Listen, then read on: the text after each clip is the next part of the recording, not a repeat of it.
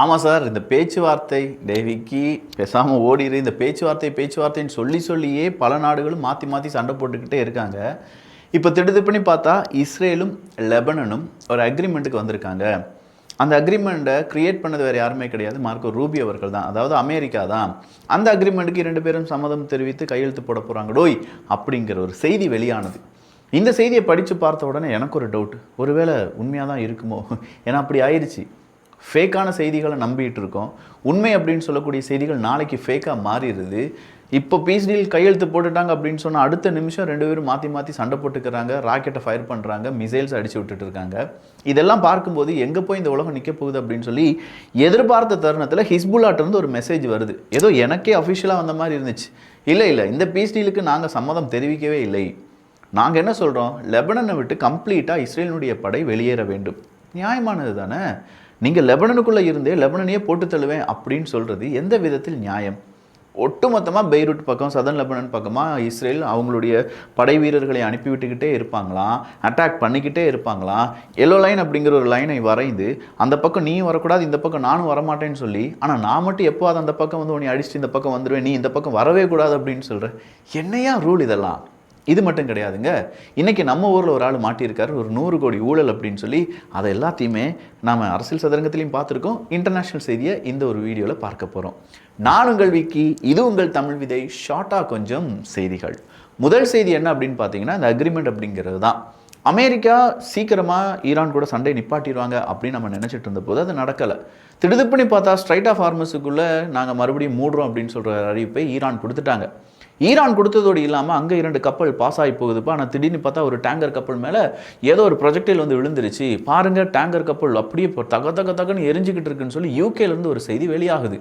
UK செய்தி வெளியானோடனே அமெரிக்காவுக்கு கோபம் வந்துருச்சு. என்னடா இது, மறுபடியும் ஈரான் அவங்களுடைய வேலையை காண்பிச்சிட்டாங்களா அப்படின்னு சொல்லி பார்த்த உடனே தான் இன்றைக்கி ஈரானுக்கு எதிராக அட்டாக்கை நடத்தியிருக்காங்க அமெரிக்கா.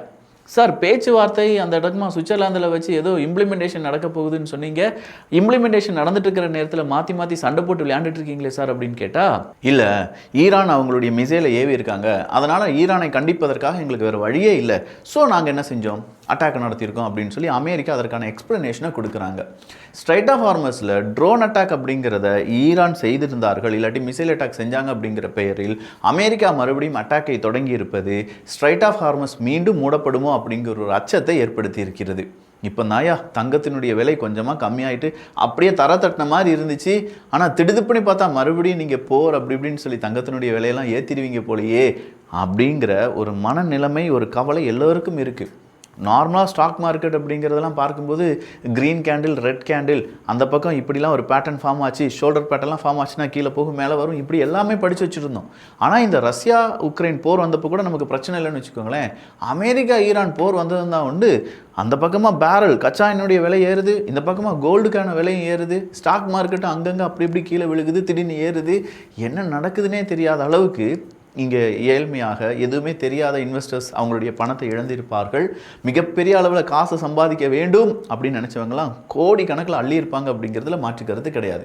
அடுத்தா உக்ரைனுடைய மிசைல் இன்னைக்கு ரஷ்யாவினுடைய டீப்புக்குள்ளேயே போய் நாங்கள் அட்டாக்கப் பண்ணிட்டோம். குறிப்பாக அங்கே இருக்கக்கூடிய மிசைல் ஃபெசிலிட்டி, அதை உருவாக்கக்கூடிய ஒரு ஃபேக்ட்ரியை போட்டு தள்ளிட்டோம் அப்படின்னு சொல்லி ஜெலன்ஸ்கி அவர்கள் அஃபிஷியலான ஒரு அறிவிப்பை கொடுத்திருக்கிறார்.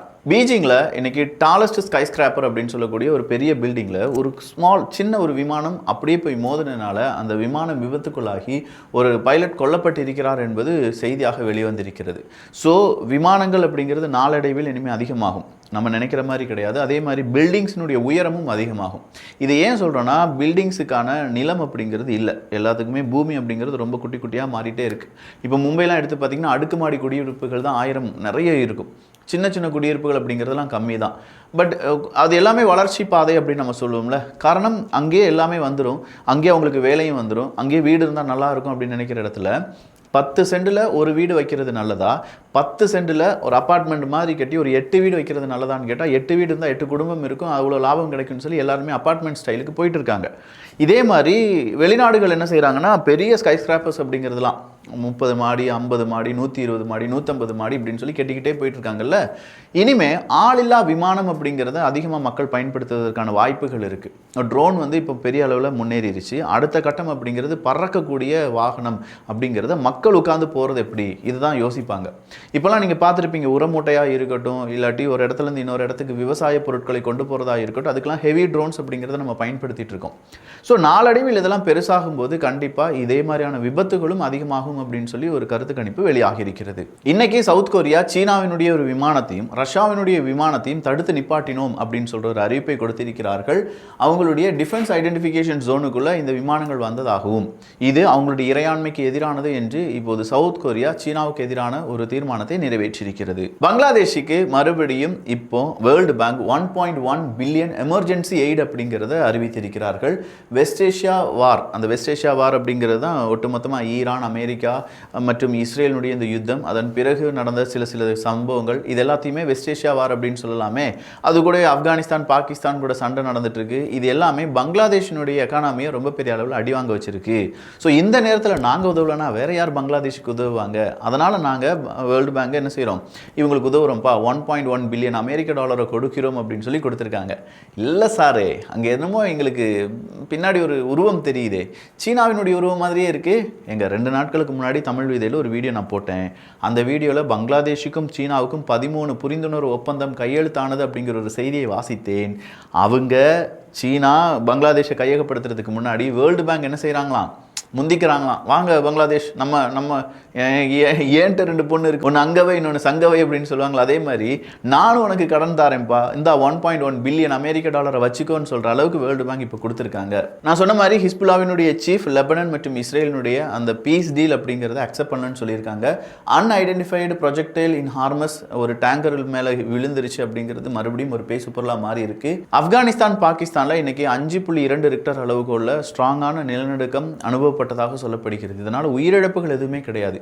அப்படியே நிப்பாட்ட இப்போ வெனிசுலாவில் ஏற்பட்ட நிலநடுக்கம் அப்படின்னு சொல்லும்போது 1000க்கும் அதிகமான நபர்கள் உயிரிழந்து விட்டார்கள் அப்படிங்கிற ஒஃபிஷியல் கன்ஃபர்மேஷனும் 50,000க்கும் அதிகமான மனிதர்களை காணவில்லை அப்படிங்கிறதும் இப்போது வெளியாகி இருக்கிறது. அதுலேருந்து கொஞ்சம் தப்பித்தவர்கள் என்ன சொல்கிறாங்கன்னா, மீட்பு பணி அப்படிங்கிறது ரொம்ப ஸ்லோவாக நடந்துட்டு இருக்கு அப்படின்னு சொல்கிறாங்க.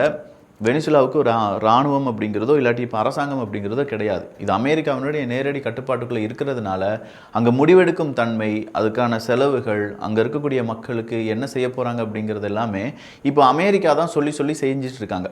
இது கூட அங்கே வர்றதுக்கான ஒரு டிலேயாக கூட இருக்கலாம். பட் அங்கே மனிதர்கள் நிறைய பேர் உயிரிழப்பதற்கான வாய்ப்புகள் இருக்குது. ஏகப்பட்ட பில்டிங்ஸ்குள்ளே அந்த கட்டிட இடிபாடுக்குள் மனிதர்கள் நிறைய பேர் அவங்களுடைய உயிரை கைப்பில் பிடிச்சிட்டு இருப்பாங்க. அவங்களை காப்பாற்றுறதுக்கு ஃபோர்ஸ் வரும் அப்படின்னு நம்பிட்டு இருப்பாங்க. ஆனால் அது எல்லாமே வெறும் கனவு தான் சொல்லி அங்கேருந்து வரக்கூடிய செய்திகள் சொல்லுகின்றன.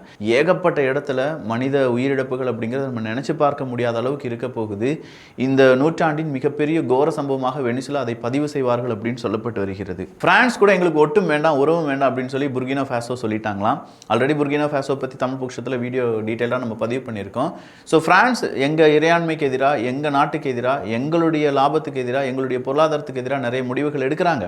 அந்த முடிவுகளிலிருந்து நாங்கள் தப்பிப்பதற்கு பிரான்ஸ் கூட எங்களுக்கு எந்த உறவும் வேண்டாம்னு சொல்லி இப்போவே அதுக்கான எண்டு கார்டை போடுறோம் அப்படின்னு சொல்லி புர்கினா ஃபாசோ சொல்லியிருக்காங்க. ஜெர்மன், பிரான்ஸ், ஐரோப்பிய ஒன்றியம் இப்படின்னு சொல்லி பல இடங்கள்லேருந்து வந்த செய்திகள் ஹீட் வேவால் அவங்க ரொம்ப பாதிக்கப்பட்டிருக்காங்க அப்படிங்கிறது தான். German highways buckle under extreme temperature அப்படின்னு சொல்லக்கூடிய ஒரு தலைப்புச் செய்தி என்னால் பார்க்க முடிந்தது.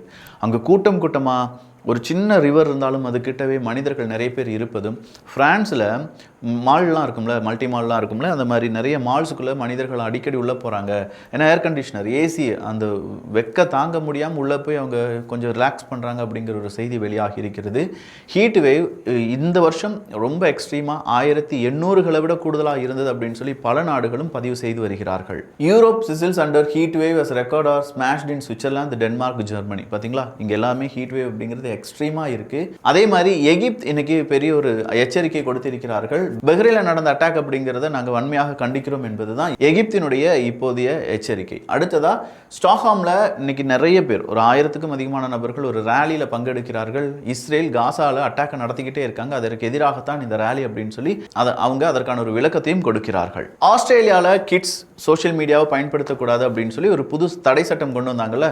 ஒருவேளை கிட்ஸை அதே மாதிரி சோஷியல் மீடியாவுக்குள்ளே கொண்டு வரணும் அப்படின்னு சொல்லி ஏதாவது சோஷியல் மீடியா நிறுவனம் நினைத்தது என்றால் அவங்களுடைய பெனால்ட்டி, அந்த டெக் ஃபேமுக்கான பெனால்ட்டியை 2 மடங்காக அதிகப்படுத்துகிறோம் அப்படிங்கிற அறிவிப்பை ஆஸ்திரேலிய அரசாங்கம் கொடுத்திருக்கிறார்கள். டென்மார்க்கை பொறுத்த வரைக்கும் 1874 இருந்த ஹீட்டை விட இன்னைக்கு பதிவான ஹீட் ஓவர் அப்படின்னு சொல்லி அது ஒரு வரலாற்று பதிவாக மாற்றப்பட்டிருக்கிறது. போலந்தில் 40 டிகிரி செல்சியஸை தாண்டி அவங்களுடைய ஹீட் வேவ் இருப்பதாக சொல்லப்படுகிறது. வெனிசுலாவில் மறுபடியும் ஆஃப்டர் ஷாக்காக 4.5 ரிக்டர் அளவுக்குள்ள ஒரு நிலநடுக்கம் ஏற்பட்டதும் இங்கே குறிப்பிடத்தக்கது. ஸோ ஓவராலாக நிறைய செய்திகள் பார்த்துருக்கோம். அதில் குறிப்பாக ஹீட் வேவ் பற்றிலாம் பார்த்துருக்கோம். இன்னைக்கு அந்த நாடுகளை தாக்கிட்டு இருக்காங்கன்னா நாளைக்கு நம்ம நாட்டுக்கு அது வர வாய்ப்புகள் இருக்குது. எல்லாரும் சேஃபாக இருந்துக்கோங்க. நல்லதை பகிர்ந்து நல்ல சமுதாயத்தை உருவாக்குவோம். நன்றி, வணக்கம்.